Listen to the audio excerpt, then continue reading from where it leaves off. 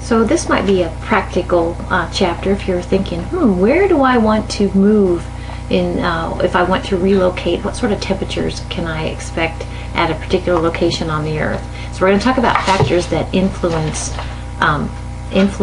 surface, what we call surface temperatures. And so one of the things is what we call latitude. And latitude, remember, is generally how close you are to the equator.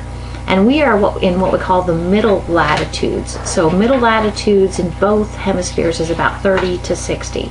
30 degrees, in our case, north latitude, to 60 degrees north latitude. We're about 40 degrees north latitude. And one of the things in our location is we get a variety of surface temperatures. So for instance, and that gives us quite a range.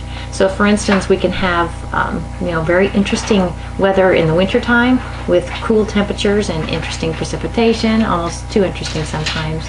And then here in the middle latitudes, we also get to enjoy, our summers can be really great. So we have quite a temperature range, and that one of the things that influences temperature range is your latitude. So we need to kind of talk a little bit about numbers. Whenever you see the word mean, I'll think that the word mean is equal to average. So when I say daily mean temperature, that's the daily average temperature. So when they report for a given day what was the average temperature, there's two ways to do it. They could either identify for that given day the maximum temperature and the minimum temperature, add them together and divide by 2. Or probably a better or more solid number would be if they were to go ahead and take the hourly temperatures for 24 hours, add those together and divide by 24.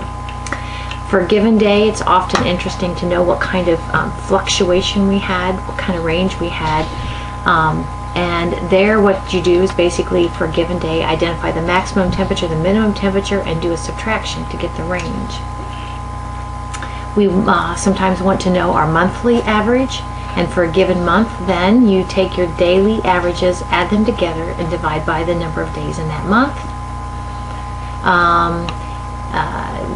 Sometimes it's nice for a given location to know in general what we can expect, what is the average yearly temperature. Now that's kind of a strange thing, especially here, like I mentioned, in the Midwest where we get temperature swings. But what you would do to calculate the average yearly temperature would be to revisit those 12 monthly temperatures, add them together, and divide by 12.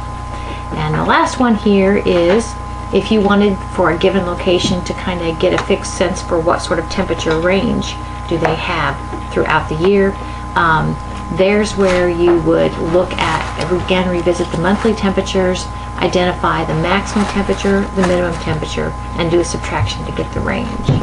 So I hope this slide is helpful. Sometimes on my unit exams for Unit 1, I will kind of pull a question, kind of a simple question, either ask you to calculate a range, where it's the difference between the max and the min, or to calculate an average.